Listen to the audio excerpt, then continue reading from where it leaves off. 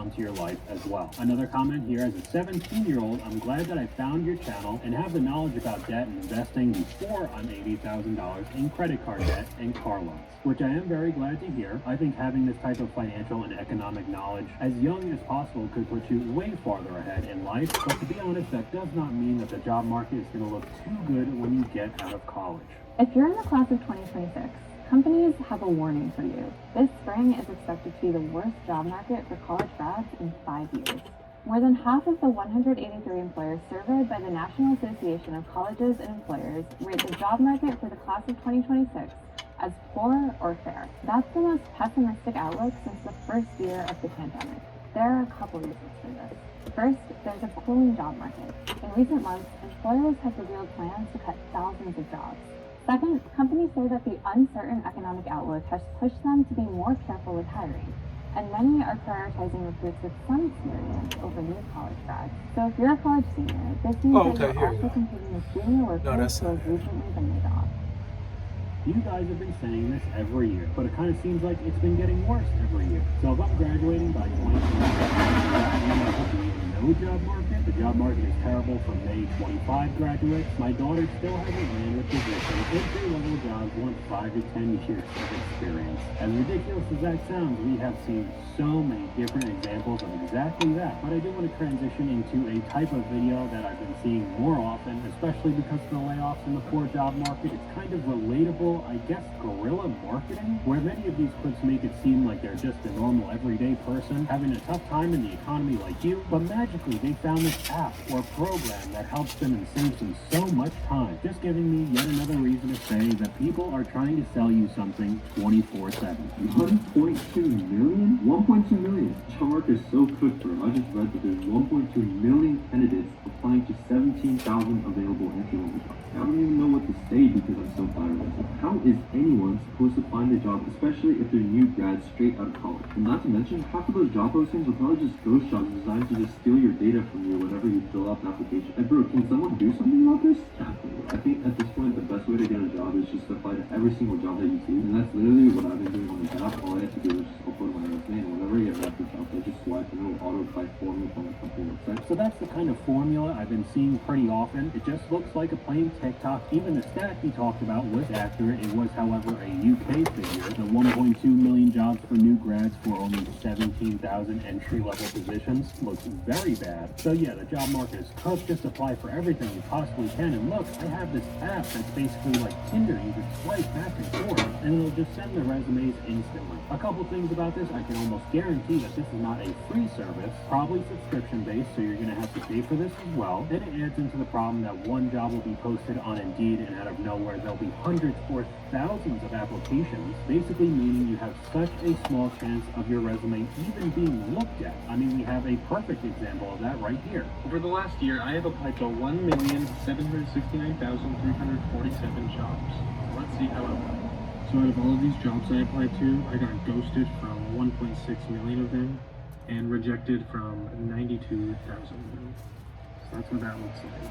Looks pretty crazy from a visual standpoint, but as you can see right here, I got replies from 3,400 of them, so that's great, right? Out of all those replies, I have replied to a couple of them too late. They already hired people, and I ended up only getting 9 interviews from 3,000, so that's kind of crazy. From there, I rejected 2 of them because the pay wasn't what I was looking for. I got rejected by 2 companies. For one of these companies, I didn't have to do any tasks, and then for 4 of the other ones, I had to do some work and then hear back from them. I ended up with 5 final interviews, and I got 2 offers. And as you can see, I accepted one and rejected the other. So that is what my graph looks like from 2025 to 2021. That would be 4,800 and almost 48 applications per day. Assuming it takes about 5 minutes per application, that's 404 hours per day. So I'm either calling total BS on this or saying you've automated it through AI or something like the previous clip with the sales pitch, in which case the rejections make sense. If this one guy sent out almost 1.8 million applications, what if you have hundreds or thousands of people using this same software? I think overall that this contributes to making the job market even worse, but we have another clip here of somebody being relatable in a different tactic to funnel you into courses you have to buy. 25 years. I worked for the company for 25 years, and they let me go at the age of 60. 60, nobody wants to hire anybody when they're 60, even if they have experience, and especially if they're making some money, some decent money. They're not going to pay you what you're worth. So I got laid off at 60. We don't quite have enough to retire. My partner and I want to retire. We want to move down to South Carolina to a 55 and over community, and we want to travel. And we don't have enough saved. I got caught in between that pension period and the 401k period. So my pension's very little because they stopped it. And then the 401k is not as much as it should be because it started a little later. So we didn't have enough time to save for it. So I'm a little short money. So I needed to find a way to make money. And right now, guys, my partner's going through cancer. So he is actually in treatment right now while I'm making this video. But so I decided to look for something online, something that can help me make some money in the interim and also to help pay for the doctor's bills. And if you're a regular watcher of my channel, you know exactly what this turns into. I help people make money to live their dream retirement with 2 different programs. This is just another version of these digital marketing gurus, the AI drop shipping. Make a whole ton of money online just working an hour a day. Affiliate links here, course selling there. But now they kind of changed their strategy to be more relatable to a lot of the issues people are facing right now, because I've also made videos solely talking about this. Older workers having a very difficult time in the market because not many companies want to hire somebody who's 50 and 60 with all of the experience behind them, because that also comes with a higher salary. They want to hire a 21-year-old who just needs a job right now because they're 5 or 6 figures in debt with student loans. But let me show you how I started making money online. There's the sales pitch. Adding on top of it the sympathy with the cancer treatment. I don't even know if it's true or not. I think these types of videos are more malicious than somebody just straight up trying to sell you their dropshipping course. But we're done with that tangent. We could go right back to the primary focus of this video. One thing I wish I known is that apparently over the age of 50 you become unemployable. I've been looking for over a year on Indeed and on LinkedIn, and I have, 30 years experience in corporate and sales and marketing, and nothing. It's just crickets. Remove the dates from your resume, downplay your experience. Instead of 30 years, say 20. Make sure your resume looks like you're 10 to 15 years younger. They'll never know, and they're not allowed to ask. Indeed and LinkedIn did not help me at all. Doesn't help many people, to be honest. Stop using Indeed and LinkedIn. Those are garbage listings. If anything, apply directly to the company. Maybe that works sometimes, but I feel like they would get inundated by those software apps like we saw earlier in the video, so it does make it harder. Overqualified, too many earned skills. Recruiters are choosing cheaper applicants. That's what I was talking about before. So with all of these types of videos, it's not surprising that there is no loyalty at all anymore. And I think corporate America is breaking just because I think so many people, we have so much information at our fingertips, where these corporate companies, we know all kind of their back alley tricks with like silent hiring and all these quiet layoffs and things like that. These corporations literally, you might tell them about your family and your friends and all the things that you do. They don't give a damn, y'all. This is about you getting your bread, getting your paycheck. And that's the unfortunate reality that a lot of people in corporate America are living in, is I'm just here for a paycheck, which doesn't help the company, but that's the essence of the culture. When you try to suck the life out of people and you don't get anything back, they truly do not give a shit about you. And it creates that mutual society where, no, we don't care. Yeah, we don't care either. And everybody's just playing house with a bunch of money. But to be honest, I kind of understand that people wouldn't really care about the work that they do for some of these giant corporations. I don't think too many people have a passion for working in a cubicle for 30 or 40 years. They're just showing up there doing their job to get a paycheck that hopefully they'd be able to use for their passions, something that they genuinely like. But when you see people getting cut left and right, no matter how long they've been there, the morale of the workers hit an all-time low. Another comment right here, 2015, learn to code. 2025, you're fired. I don't think I really have to explain how much of a mess the tech sector is. Tons of people were told to go get a CS degree. Computers are the future, which might be the case, but now with the rise of AI, a lot of people's jobs are in jeopardy, along with a vast amount of oversaturation in these niches. You guys need to start falling from cybersecurity, IT, and Python. Because you're going to get like a remote job at 7K, entry level experience in security plus. You are being scammed. These TikTok bros, they're lying to you. Maybe 2 years ago, their path was doable. It's not really doable. You have like a 2% chance of getting an entry-level cyber job or IT job. Keep in mind that cyber entry level doesn't really exist in the first place. That's a misnomer. I got laid off in March, and I have 20 years of experience across IT and security. I'm a Net Plus, A Plus, Site Plus, AWS Solution Architect Associate. I think that privacy and public safety. Remote, on-site, hybrid, 10 applications a day since March when I was laid off. The rest of my USA team is doing as well. Those jobs are actually reopened, and they're only open to applicants in India. We are oversaturated with entry-level people. Nobody wants a certification and no experience. Nobody wants that. You have like a 2% chance of being hired. Just a PSA. I can't even get a help desk job with a comp science degree. The market is just cooked. So my cybersecurity degree is essentially an arts degree now. Sweet, I'm glad that I wasted my time. Another example that I'm starting to see more often is recruiters getting fired. So if your entire job is to headhunt or hire people for these corporations and you end up getting canned, that definitely means that it's not looking good out there. So I'm a technical recruiter and I have lost my job 3 times over the last year and a half. I've essentially been unemployed for the better part of a year and a half now. And I'm getting to the point where I'm just really struggling to keep on applying to jobs and not hearing back from like 90% of them, and then making it through interviews just to like get rejected.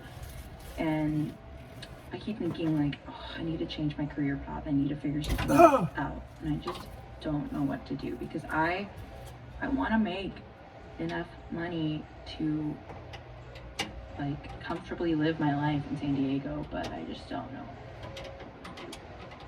What are people doing? How are people getting jobs in this job market?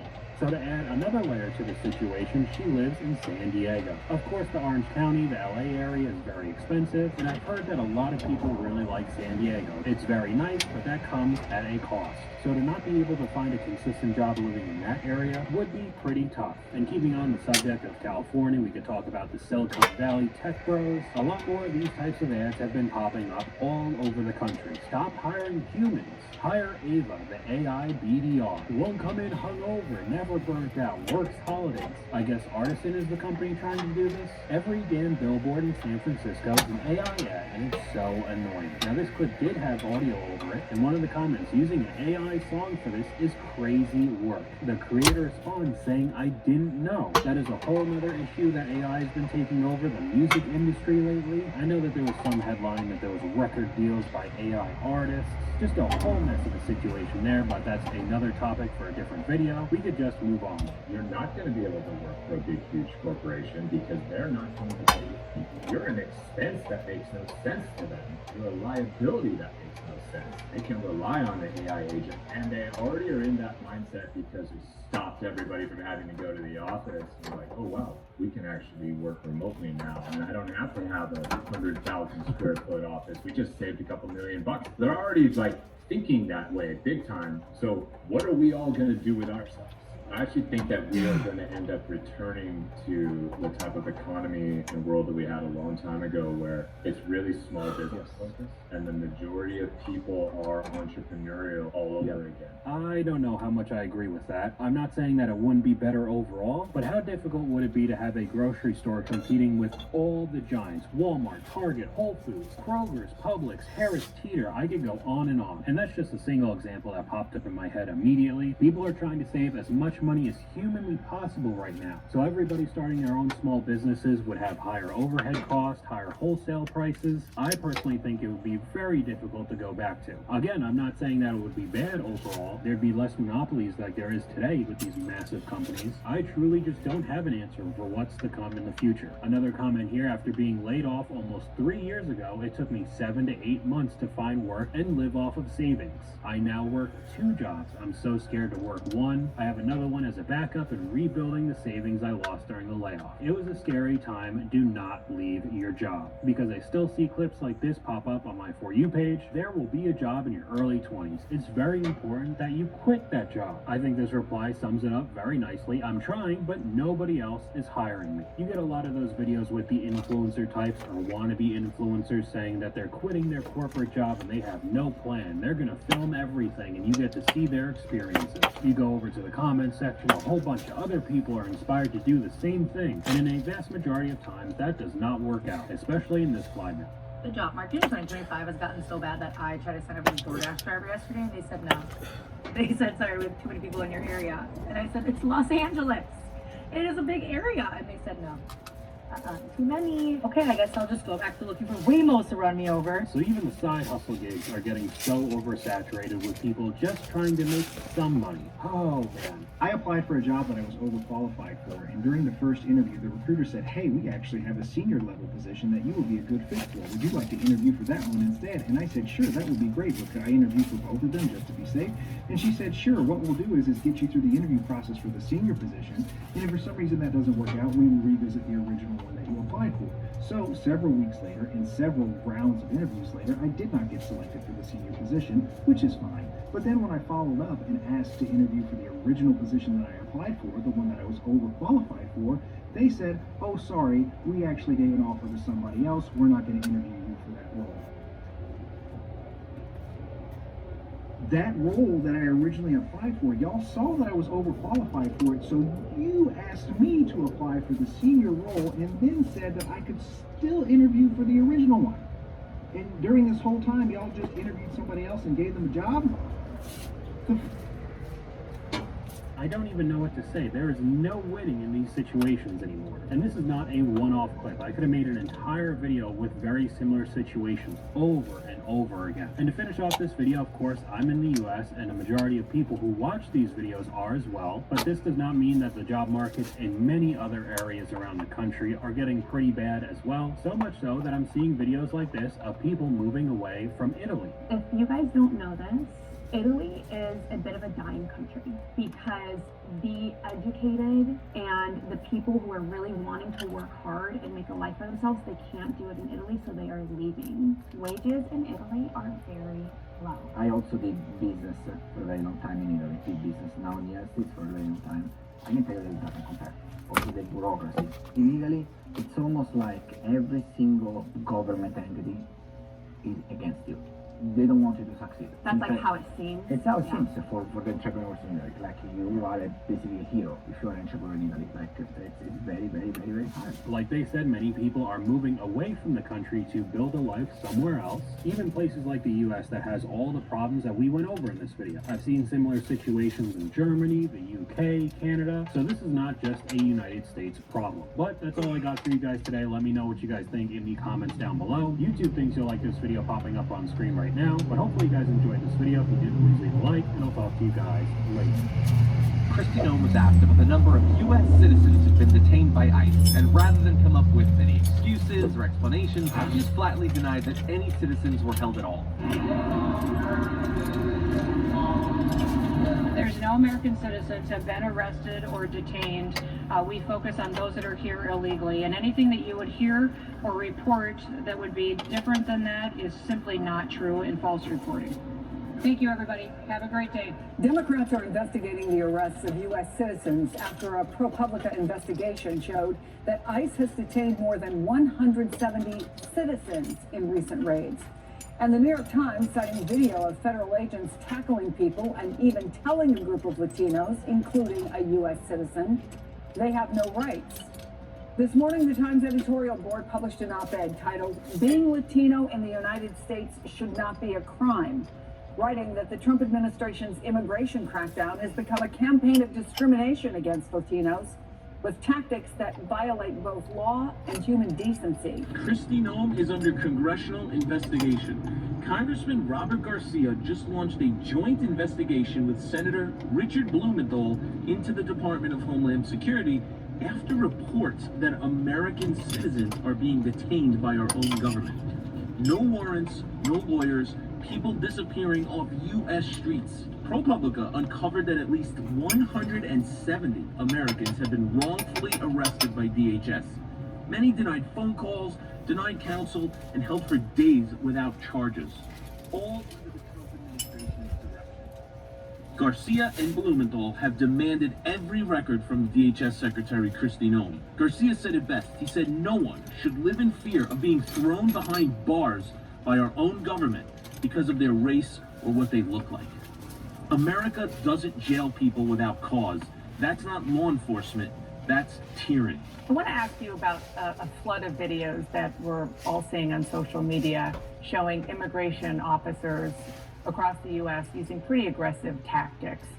There was one from Friday showing agents pinning a Chicago TV station employee to the ground. She was later released without charges. Another shows ICE agents shooting an unarmed pastor in the head with pepper balls.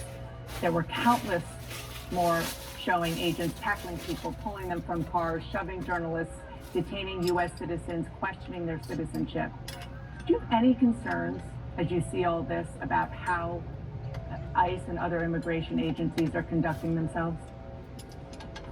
Look, I don't know the specifics of those examples you gave. What I do know is these ICE agents are under tremendous pressure.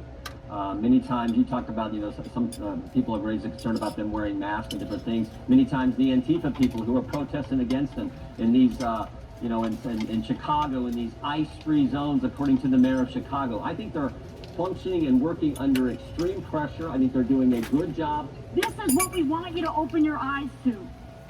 If it can happen, as we've said time and time again, if it can happen to folks with green cards, it can happen to citizens. And in Oklahoma City, we see a perfect example of that. This is what we're talking about.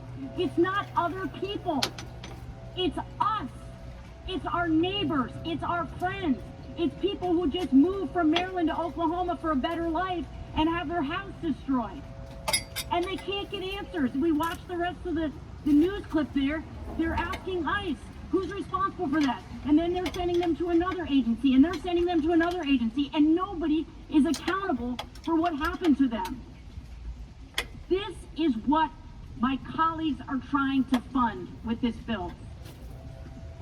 Armed federal agents breaking into homes, even of U.S. citizens, traumatizing them, taking their possessions. This is Trump's America. That's why we continue to talk about due process. It's not some pie in the sky idea. It's what literally holds our country together. Without due process, without the belief in the Constitution, we are not Americans. That's what gives us the ability to say we are an exceptional country in the world, that everyone who lives here gets due process. And we're going to keep saying this over and over and over again for everyone who lives here. What happened to that family, once again, of American citizens in Oklahoma City should scare the hell out of all of us.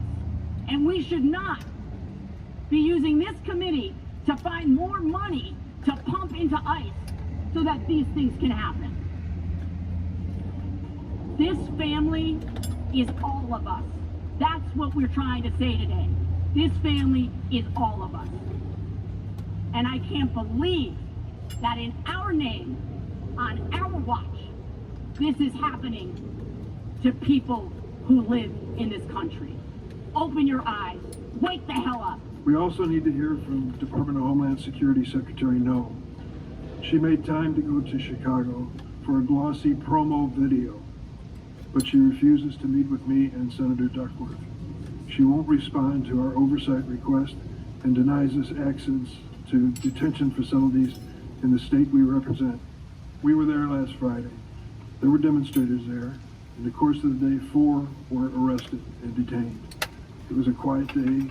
People were exercising their constitutional rights in a non-violent fashion, as they should. When I was chair of this committee, I held a DHS oversight hearing with Secretary Mayorkas during the first year of the Biden administration. He faced tough questions from both sides of the aisle, you probably remember. Unlike the current Attorney General, he didn't insult this committee with his responses. Mr. Chairman, we sent you a letter in June asking when Secretary Noem would appear before the committee. Now I'll recognize Mr. Magaziner for 5 minutes. Madam Secretary, on April 24th, a woman in Louisiana was deported along with her 7-year-old daughter and 4-year-old son, both of whom were U.S. citizens. The 4-year-old son had stage 4 cancer. Now, you just stated under oath that the mother consented to having her U.S. citizen children removed. but I have spoken with the attorney for that U.S. citizen child with stage 4 cancer. She has also made numerous statements to the press in which she stated unequivocally that at no time did the mother consent to her U.S. citizen children being removed. What evidence do you have to support your claim that she did consent?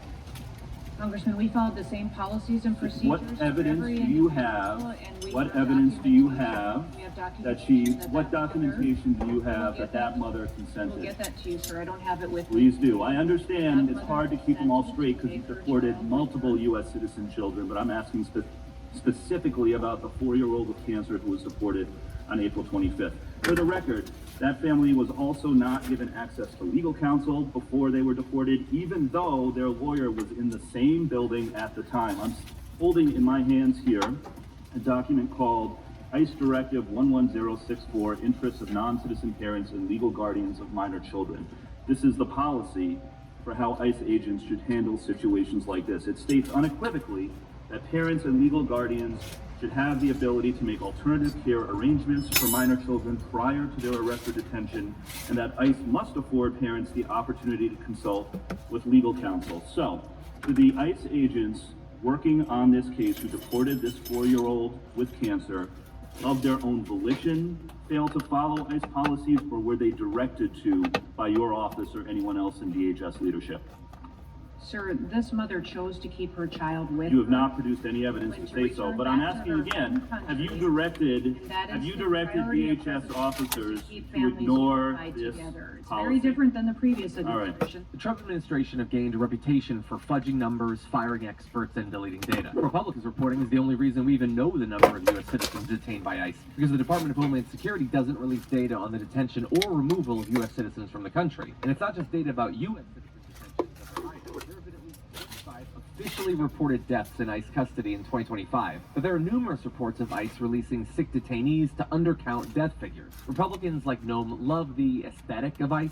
They like the raids, they love the cruelty, but they know deep down that if the American public fully understood what they're doing, they would be forced to stop.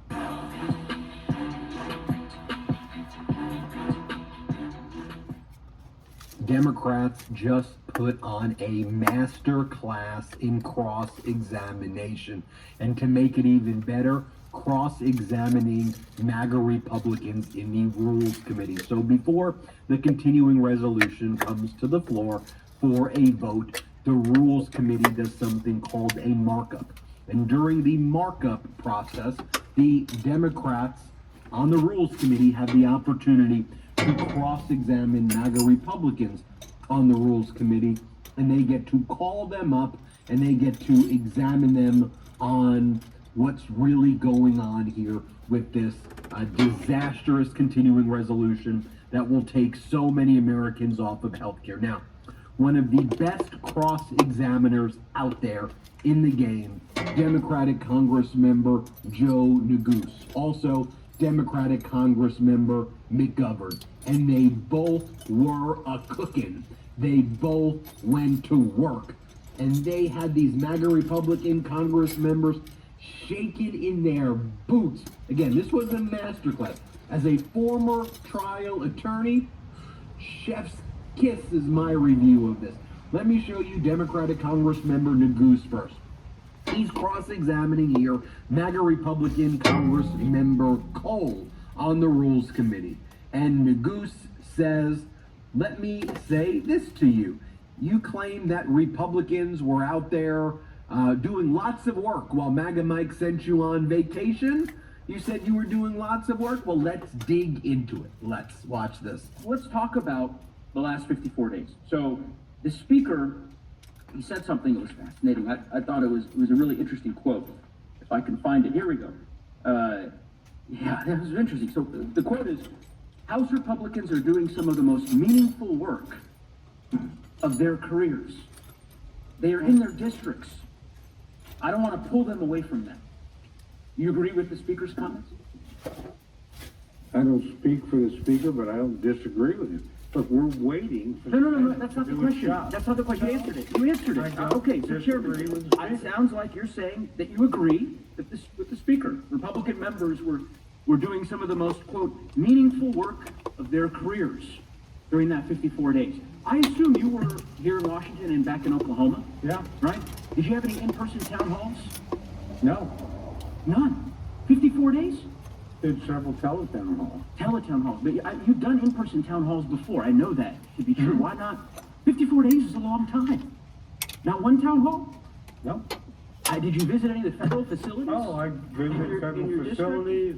I've done multiple meetings with chambers of commerce, Rotary clubs, been highly visible. I don't know if you heard my colleague, Ms. Fishbach. She took great umbrage at this notion that, that Republicans were somehow on vacation.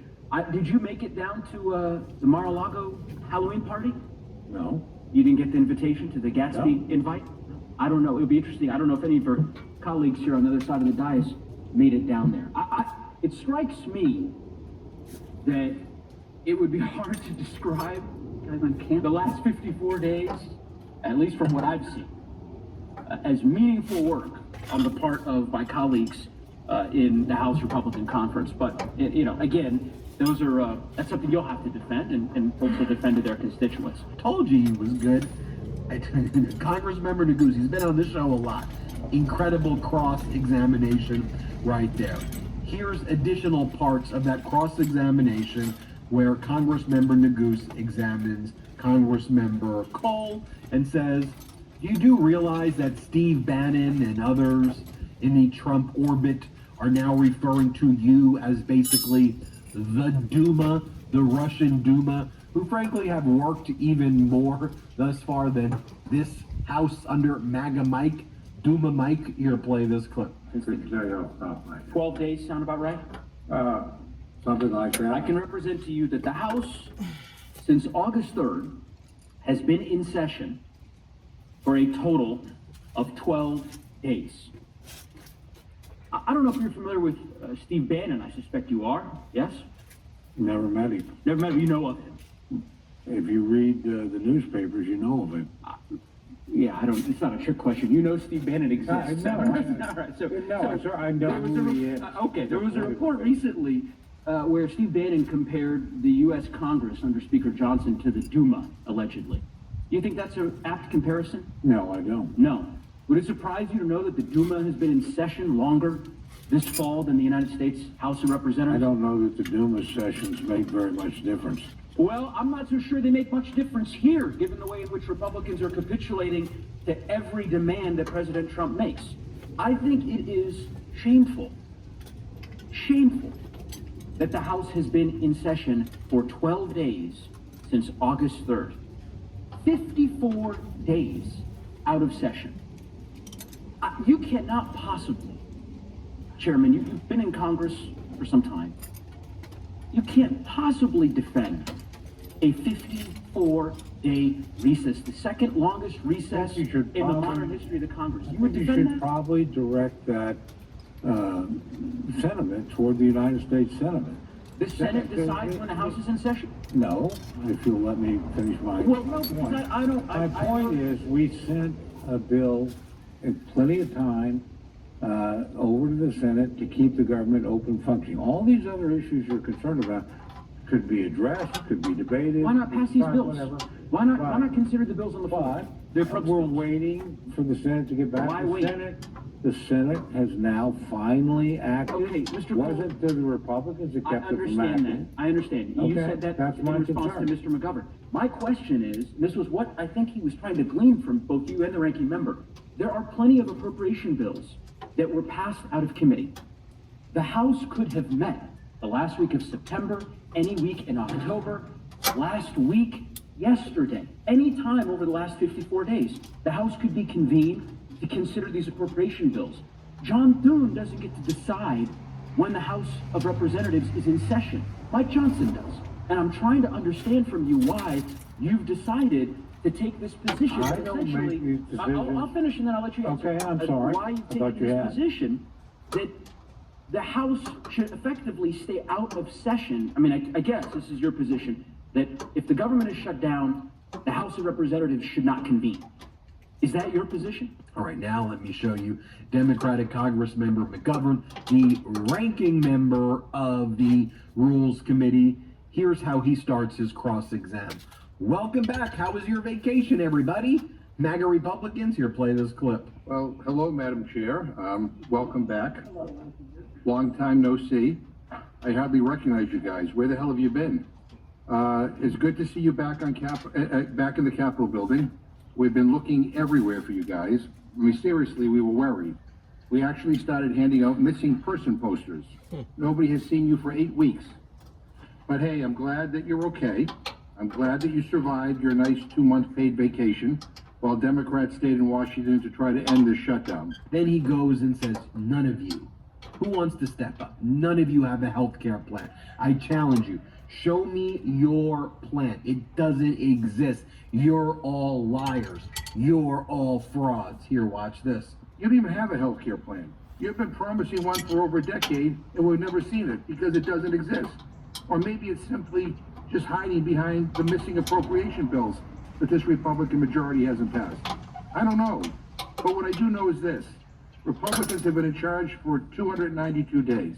That's 292 days to do something, anything, to lower costs, to bring down prices, to make America more affordable, to do something about health care, tariffs, grocery prices, rent, or heating bills.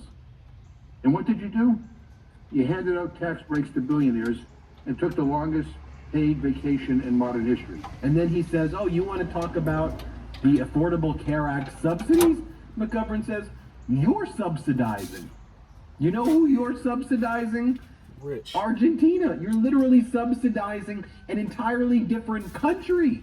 You're subsidizing Javier Milei. Here, play this clip. You shut down the airspace while regular travelers are stranded all over the country. The administration is funneling $40 billion to bail out Argentina. Republicans are literally subsidizing an entirely different country instead of keeping families in North Carolina or Minnesota or Texas or Indiana from going bankrupt if they face emergency hospital bills. And then giving your donors a fancy new ballroom at the White House while moms and dads can't afford to put food on the table. And speaking of putting food on the table, Trump illegally withheld food assistance from 42 million Americans, kids, veterans, seniors, working families. 2 federal court orders demanded that he pay out these benefits in full.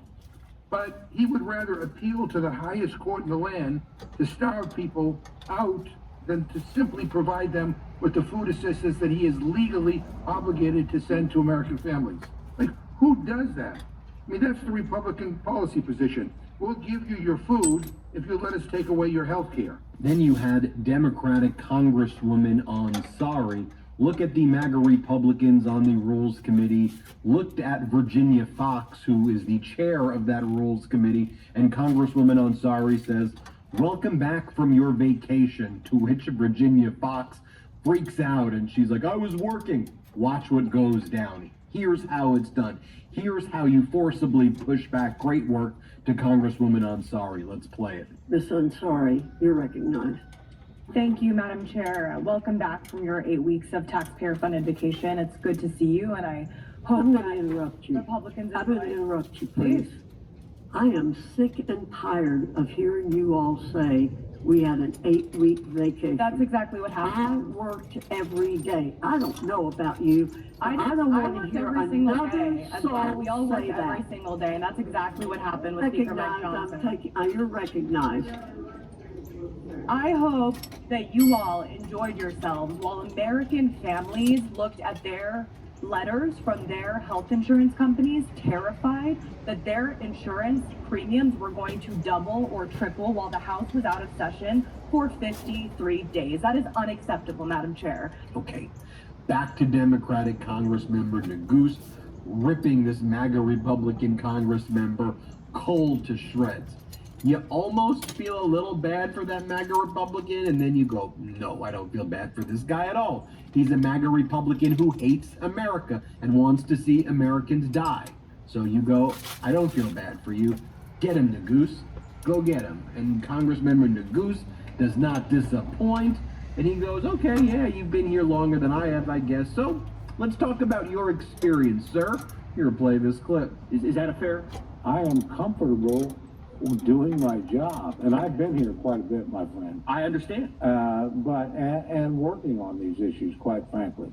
But We didn't vote to shut down the government in the House. Okay, you mentioned you've been here a long And to time. be fair, my Senate colleagues didn't vote to shut down the government, and Got a it. majority of the Got it. United States You've Senate, made that including position clear. members from your party. You've made your did not position vote. clear, Mr. So Cole. I think the people that shut down the government You said can take you've made your responsibility position for clear. shutting down As the you government. said, you've been here a lot longer than I have, and that's certainly true. I haven't been here for long.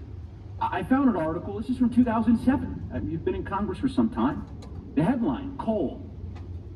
Quote: "Now is not the time for a vacation." End quote. This is when Democrats had the majority. 2007. Congress must work through Memorial Day recess to produce a clean funding bill. U.S. Congressman Tom Cole today joined nearly every member of the Republican conference in sending a letter to then House Speaker Nancy Pelosi, calling her to keep the House in session until Congress sends then President Bush a clean funding bill that he will sign into law. This was effectively, I'll just say, the letter was sent to Speaker Pelosi 8 days before Congress is scheduled to adjourn for the Memorial Day recess. Legislative business is not scheduled to resume until June 5th. I mean, you all were clamoring, demanding that the Speaker reconvene the House and not take a 10-day recess. And now what? We're in week 8 and we're finally here? And you won't say a word of criticism about the Speaker's strategy in keeping all of us? I reserve my criticism for the people that shut down the government of the United States. I and think have kept it's it shut down for 40-odd days. And to make sure SNAP people, recipients didn't this get it, side, to make sure people didn't about get paid. done. That's Mr. who Chairman, I I think think. it's rich. I'm waiting till they get and the again, I would just low simply boats say done, get under it. that But I'm looking to take if care you're of everything on on the top other of foot, right I don't now. think, And I'm gonna take a break. honestly, I don't think you would hesitate to call the Speaker's actions disgraceful, to keep us out of session for 54 days. But in any event, that's fine. Delete Me makes it easy, quick, and safe to remove your personal data online at a time when surveillance and data breaches are common enough to make everyone vulnerable. Delete Me does all the hard work of wiping you and your family's personal information from hundreds of data broker websites. And they don't just do it once. Delete Me is always working for you, constantly monitoring and removing the personal information you don't want floating around the internet. As someone with a very active online presence, I know how important privacy is. I've seen firsthand how easy it is for your personal information, your address, phone number, even details about your family to end up online without your consent. Delete Me helps you take back that control. Take control of your data and keep your private life private by signing up for Delete Me, now at a special discount for our listeners. Get 20% off your Delete Me plan when you go to joindeleteme.com/Midas and use promo code Midas at checkout. The only way to get 20% off is to go to joindeleteme.com/Midas and enter code Midas at checkout. That's MEIDAS. That's joindeleteme.com/Midas, code Midas. Now, Congressmember Chip Roy tried to get a little chirpy in this hearing. The goose was not having it. He doesn't like Chirpy Roy. And he's like, listen up, Chirpy Roy. I'm going to read a quote from you. Here, play this clip. Before I ask you some questions, I have to address some of the comments made by the gentleman from Texas. I'm just going to read a quote.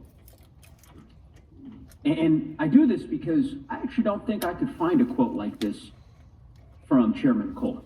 So in some respects, although I disagree with much of his testimony, but he certainly has more clean hands than some of my other colleagues. Quote, let's not fund a government that's going to be exacting tyranny over our American brothers and sisters.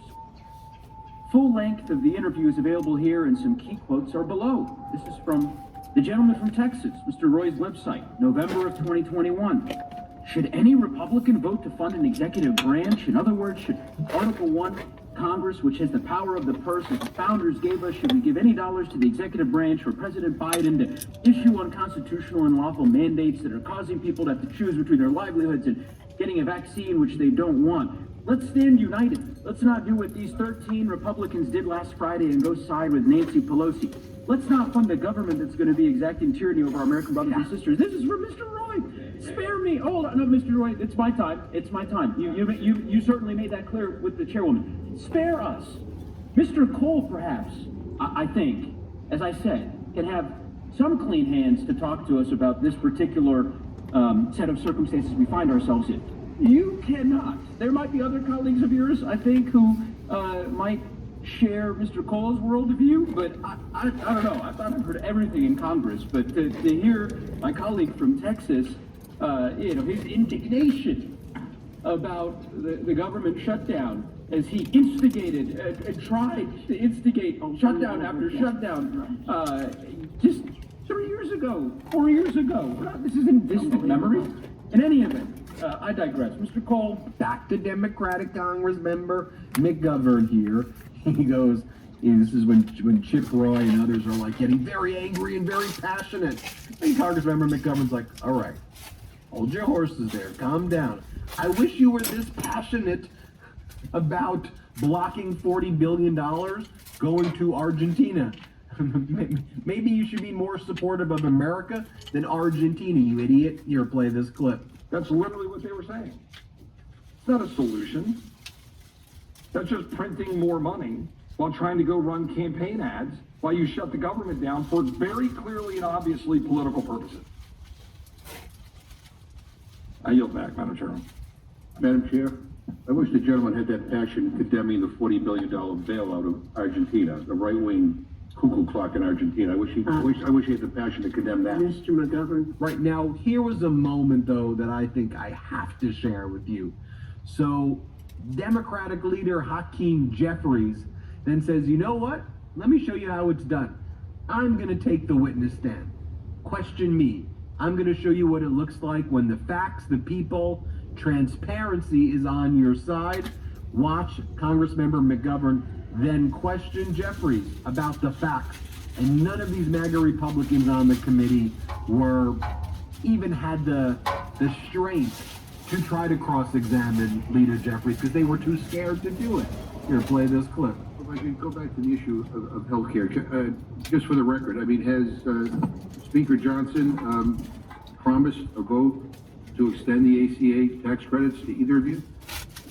Extraordinary that he hasn't indicated that there will be a vote one way or the other to address the Republican health care crisis. Now, our colleague from the great state of Georgia, Marjorie Taylor Greene, found it laughable that there's a Republican health care plan. She said she couldn't find it.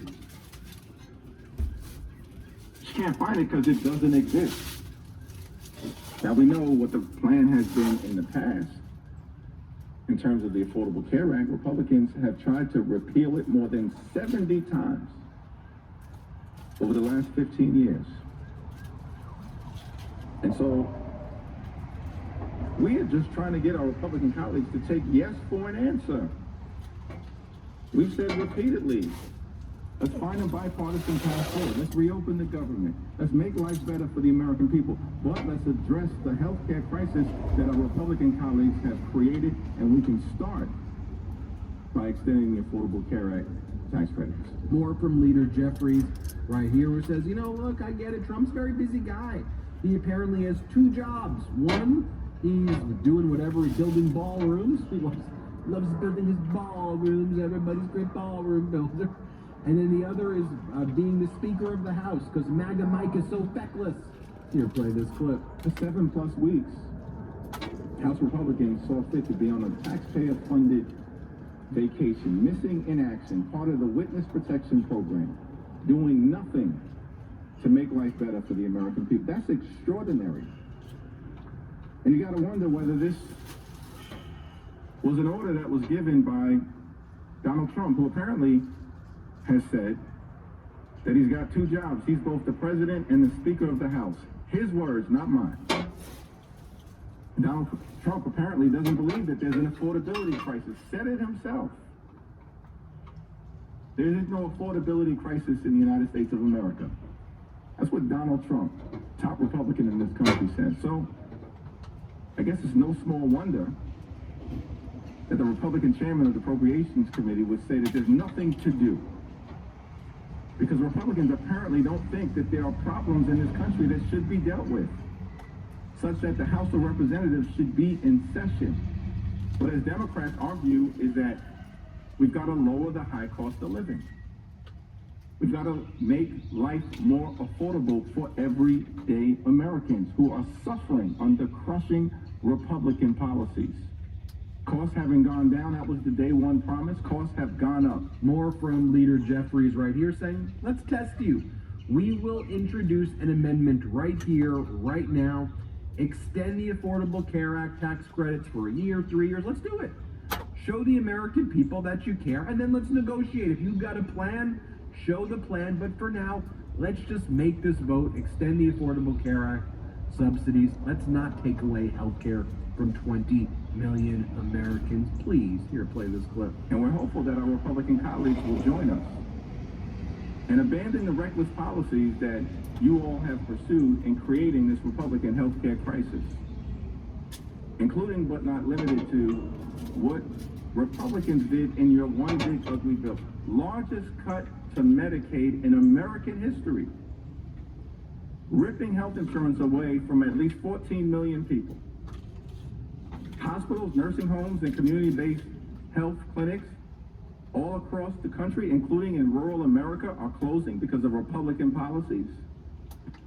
And now, because of the refusal to extend the Affordable Care Act tax credits, tens of millions of people are going to suffer, will be unable to see a doctor when they need one in every single community in this country.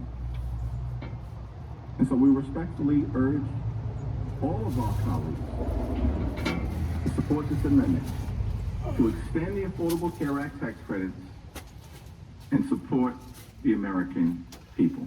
Back to Democratic Congressmember Neguse. This is good, right? This is good stuff. Here he is talking about how the Republican senators snuck into this resolution a $500,000 payment for themselves because in frivolous fashion they claimed that they were injured by special counsel Jack Smith issuing a subpoena that turned up their phone numbers, didn't wiretap them, didn't listen in on their calls, no eavesdropping, literally just their phone numbers in connection with making phone calls to the White House during the insurrection to build a timeline of what was going on. Just the phone number shows. But the Republican senators say if our numbers showed up, the DOJ needs to pay the Republican senators $500,000. I'm not making this up. It's literally in the legislation that they're paying, that the Republican senators, the age of Trump, man, grift, fraud, grift, fraud. It's like a boat. Grift, fraud, grift, fraud, grift, fraud. I'm not sure what boat that is, but here, play this clip. Far from haranguing the chairman, I'm giving an opportunity for the chairman to explain the meaningful work that he's been engaged in, and I suspect that he welcomes and relishes that. So I want to talk to you about the provision that my colleague from Pennsylvania noted earlier. And this is the provision that essentially allows specifically 8 Republican United States senators to reap upwards of $500,000 payday with respect to the phone record notice provision that they've added into the bill. You support that provision? I didn't have anything to do with it, didn't have any knowledge of it. Let's see if I got the knowledge whole of, do you support it? Do I support the bill? Yes.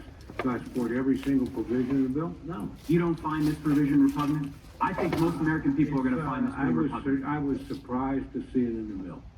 I was unaware of it. It was not. Why not work with us to remove it? Let's see what you do. Well, we've got an amendment. I'll tell you this. I am very concerned, and actually Democratic senators said this. I think particularly Senator Coons. I am very concerned that anybody, whether they're in the House or the Senate, is singled out and not notified that their records are being subpoenaed. That concerns me a great deal. And does that now, did I know about this provision in the bill? No. Do I think it needs to be in a funding bill? Not particularly. But do I think getting the governments open is important? Yes, I do. But I was unaware of the provision, so... well, there's an amendment that will be introduced finish my statement, and then you'll have an opportunity. There will be an amendment proposed to remove what I think is a deeply insidious provision. I think it is outrageous for these Republican senators to effectively guarantee themselves $1 million paydays, retroactive retroactive provision in this bill that very clearly applies to them. The removal of all relevant immunity defenses on the part of the United States government. This is insanity to allow this provision to go forward. And I would hope that my Republican colleagues would join us in supporting the removal of this provision. At a minimum, we ought to be able to find common ground on that. So with that, Madam Chair, I yield back. Then, finally, Leader Jeffries talks about that $40 billion Trump sent to Argentina. I guess it's Argentina first. And I guess, by the way, it's other countries first, because I've been showing this video, and I'm sure you've seen it now. It's gone ultra viral. We did lots of videos on it, where Trump says that American workers, that USA workers, people here in America, do not have the talent to work high-skilled jobs. Thus, we need H-1B visas. We shouldn't even be training Americans, because Americans just don't have the talent. What Trump told Laura Ingraham, just word for word, is what he said. And she's like, what? You don't have the talent? Yes, what do you mean? It's like, nope, you don't. We don't have the talent. Anyway, watch Jeffries. Close it out, Jeffries. Let's do it. During the longest shutdown in American history, the Trump Republican shutdown, what we've seen repeatedly from our Republican colleagues, who here in the House on a taxpayer-funded vacation for more than 7 weeks, welcome back, is that Donald Trump has done everything but try to actually make life better for the American people. He somehow has found $40 billion to bail out his right-wing wannabe dictator buddy in Argentina, putting Argentina first, but not the American people first. And so Whip Clark and myself, on behalf of the House Democratic Caucus, believe that this amendment to extend the Affordable Care Act tax credits for tens of millions of hard-working American taxpayers is actually designed to put the American people first. There you have it, folks. Let me know what you think. Hit subscribe. Let's get to 6 million subscribers. Thanks for watching. New Midas merch. Head to store.midastouch.com today and get yourself the best pro-democracy gear and show your support. That's store.midastouch.com. You will not share your personal views on whether it is right or wrong to reinstitute discriminatory policies in this country to prevent black people from voting? Senator, my personal views are irrelevant. Yeah, so that was Senator Murphy cross-examining Donald Trump's pick to be the ambassador for South Africa. And Donald Trump's pick, a guy by the name of Leo Brent Bozell III, was not able to answer his views on whether the United States should discriminate against black people and prevent black people from voting, and whether the United States should simply take in refugees because they're white and not allow brown or black people to come in as refugees based on their skin color. I'm going to show you what went down. You're probably not seeing this on really any other media network out there, but this took place on Friday. And I'm also going to show you some Republicans who were grilling some of Donald Trump's other picks to be ambassador. A guy by the name of the Honorable Amir Ghalib. This guy was one of the people in Michigan who said that Donald Trump's going to be there to support the Palestinians, and Donald Trump loves Arabs, and Arabs for Trump. He was that guy who sat on the city council there. I'm not sure if you remember him. But anyway, he was picked by Donald Trump to be the ambassador to Kuwait. And this guy previously said Saddam Hussein is a martyr and congratulated Donald Trump for invading Kuwait. So let me show you what went down at this hearing where these individuals were cross-examined. This is what Senator Murphy said when he cross-examined Leo Brent Bozell, who's Trump's picked to be the ambassador to South Africa. Here, play this clip right here. Do you support having a refugee admissions policy in this country that only admits white refugees? Senator, I don't make that policy. Well, but it's really important. But I think this is if I were to ask this question of virtually any nominee to be an ambassador prior to this panel, that would be an easy layup answer. No, of course we don't support having a refugee policy where we only admit white people. So why can't you give me your personal view on that? Because, Senator, I am here to serve America and to do what the president is asking me to do. I'll be following the executive order of February. Would you support reinstituting laws in this country to only allow white people to vote? Senator, I'm going to serve as ambassador to South Africa, and I'm going to focus on that. You will not share your personal views on whether it is right or wrong to reinstitute discriminatory policies in this country to prevent black people from voting? Senator, my personal views are irrelevant. I am serving here to do what the president is asking me to do in South Africa. Well, that's just simply not true. The whole reason that you're appearing before this committee is because your personal views, your history is absolutely relevant to your fitness to serve. We wouldn't have this process if your personal views were not relevant.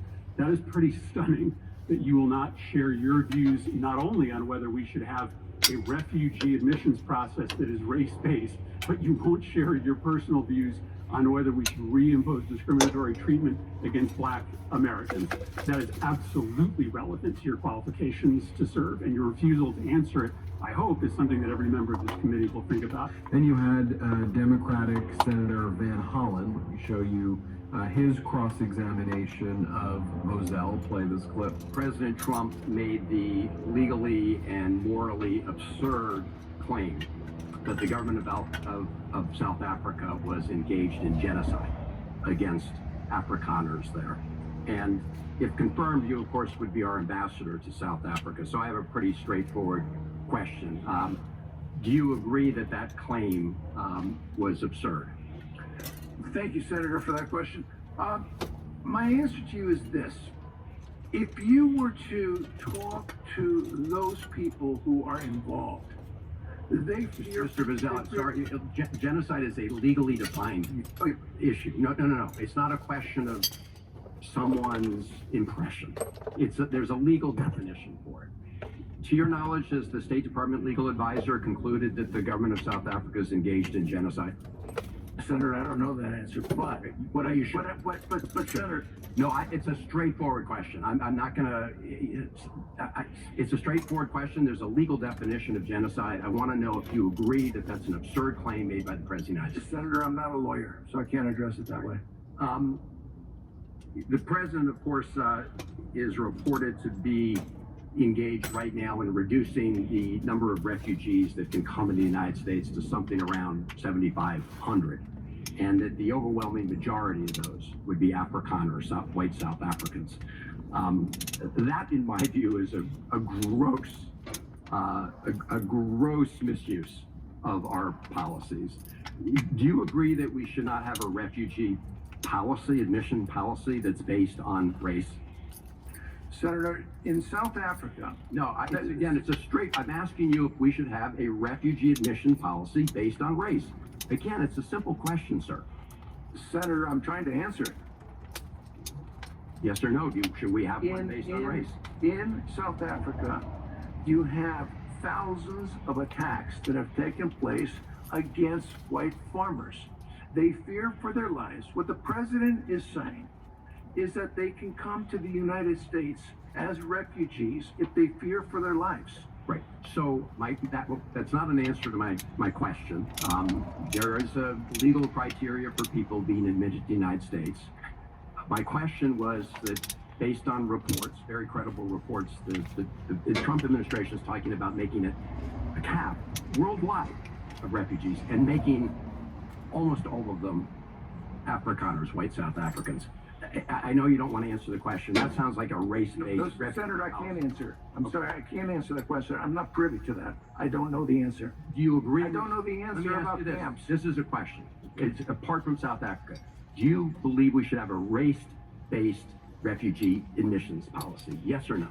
I believe that in South Africa... No, that wasn't my question. You're going to be a representative of the United States overseas if you're confirmed. But all right, let me go on. I want to... The whole issue of South Africa is not new to you. And back in the 1980s, I happened to be a staff member on this committee when this committee passed the comprehensive anti-apartheid legislation. sanctions against South Africa. As I look at your comments from that period, you were not supportive of that effort. Is that a fair characterization of your statement? I'm being very broad. I'm not aware of what you did, Senator, but I can tell you what our position was as conservatives back in the 1980s. ANC and Nelson Mandela at that time were aligned with the Soviet Union, which was the biggest threat to peace in the world and the mortal enemy of the United States. As such, we were in opposition. I think, Senator, at the same time, it's an extraordinary evolution that 10 years later, approximately, when the wall came down and that association ended, so too did the relationship that the conservative movement had with Nelson Mandela. If I'm asked today, who do I think is the most revered person in South Africa? Who do I have the most respect for? It would be Nelson Mandela.